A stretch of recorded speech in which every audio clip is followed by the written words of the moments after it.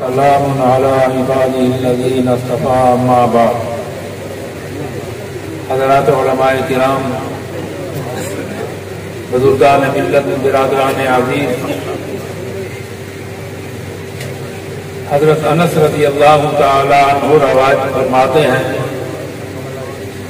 کہ ایک شخص آقا صلی اللہ علیہ وسلم کے پاس حاضر ہوا اور عرض کیا، یا رسول اللہ، قیامت کب آئے گی؟ آقا سے پوچھا، قیامت کب آئے گی؟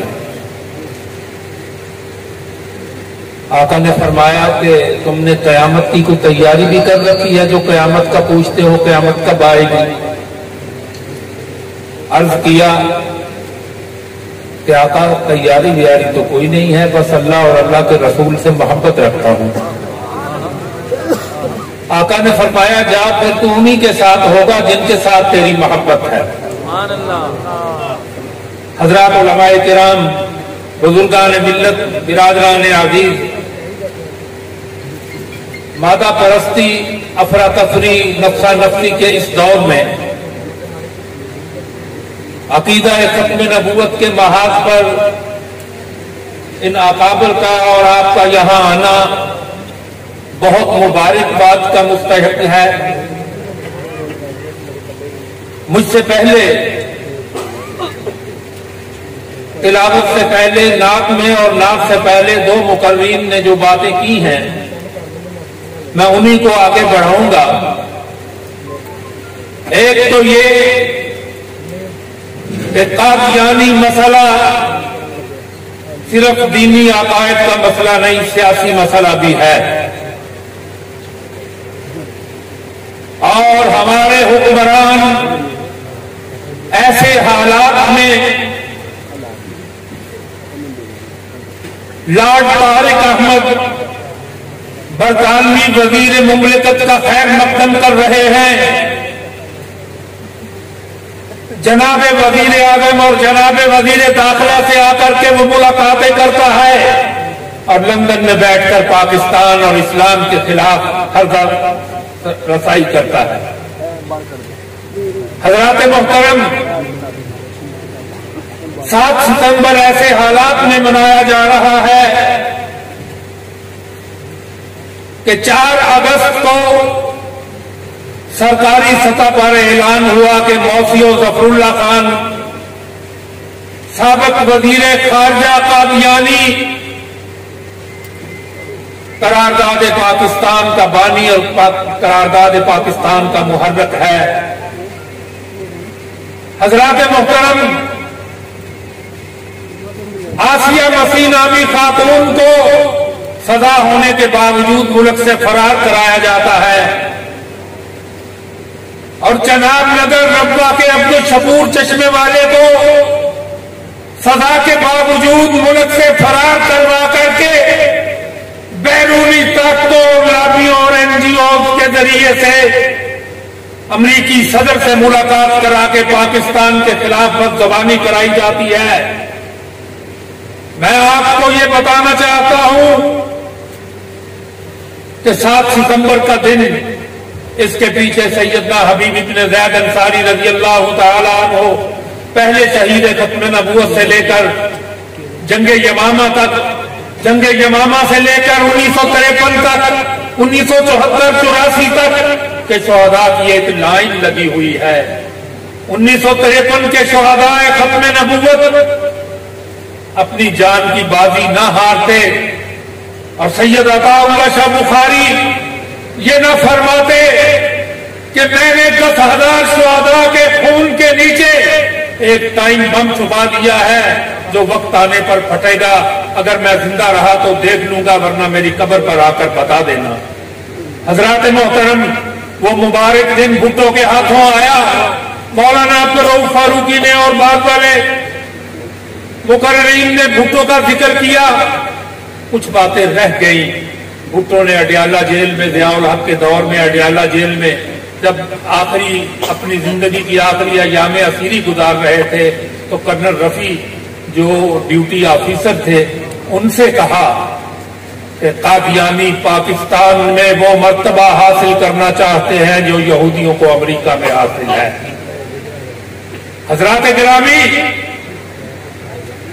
میں دینیات، اسلامیات اور ختم نبوت اور سیاسیات کا طالب علم ہوں. میں سمجھتا ہوں کہ امریکہ نے کنٹرول حاصل کر لیا ہے سیاسیات اور معاشیات کے میدان میں. قادیانی ان کے ٹاؤٹ ہے. میں یہ بھی مانتا ہوں کہ امریکہ نے یہ دسترس حاصل کر لی ہے، لیکن میں یہ بھی مانتا ہوں کہ دنیا میں، مشرق میں، مغرب میں، شمال میں، جنوب میں، دنیا کے ہر خطے میں اگر کوئی طبقہ رکاوٹ پیدا کر رہا ہے تو وہ یہی ٹوپیوں والا طبقہ ہے. وہ نماز پڑھنے والا جو معمولی مشاعرے پر میں سو رہا ہوتا ہوں تو وہ کہتا ہے الصلاۃ خیر من النوم. یہ وہی طبقہ ہے اور یہ بات امریکہ بھی مانتا ہے. اور اب تو مانتا نہیں، جانتا بھی ہے. اب تو جانتا بھی ہے. اب تو پیش آمدہ صورتحال ہے. میں تفصیل میں نہیں جاتا، اتنا کہتا ہوں کہ ان الحکم الا للہ کا ڈنکا بچ کے رہے گا. یہ ہو نہیں سکتا. بہار آئے گی، بے اختیار آئے گی. کیسے؟ جیسے افغانستان میں آئی ہے. حضرات محترم، 7 ستمبر کو ہم نے اور قاری شبیر احمد عثمانی صاحب نے خبروں سے بالکل معمولی آج سے کئی اشرے پہلے منانے کی کوشش کی، شروع کیا. آج ایک بہار ہے پوری دنیا میں. یہ کام کیسے ہو گیا؟ 2 واقعات عرض کروں گا اور اجازت چاہوں گا کہ یہ کام ہوا کیسے. پارلیمنٹ میں محنت ہوئی، عوامی سطح پر محنت ہوئی. مولانا تاج محمود مجلس تحفظ ختم نبوت اور آغا شورش کاشمیری رحمت اللہ علیہ 74 کی تحریک چل رہی ہے باہر. وہ ملنے جاتے ہیں آغا صاحب سے، ان کی دوستی تھی. بھٹو نے کہا آغا جی کیا حال ہے؟ ملاقات میں باہر 74 کی تحریک چل رہی ہے 29 مئی کے بعد. شورش نے کہا بھٹو صاحب، جس ملک میں اسلام کے نام پر حاصل کیے گئے جس خطے میں محمد عربی کی عصمت محفوظ نہیں، وہاں آپ ہمارا کیا حال پوچھتے؟ شورش نے کہا جہاں فاطمہ کے ابا حسنین کے نانا کی عزت محفوظ نہیں، عصمت اور ختم نبوت محفوظ نہیں، وہاں آپ ہمارا حال کیا پوچھتے ہیں؟ بھٹو خود کہتے ہیں تو وہ جولی اٹھا کر میرے قدموں پر آ کر گر پڑا.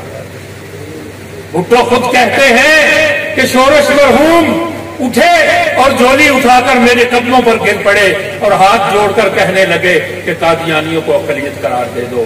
بھٹو خود کہتے ہیں کہ میرے ضمیر کے پاس اس کے علاوہ کوئی جواب نہیں تھا کہ میں قادیانیوں کو غیر مسلم اقلیت ڈکلیئر کروں. مولانا غلام غوث ہزاروی قتل حریت چھوڑ چھوڑ کر واقعات ایک دو.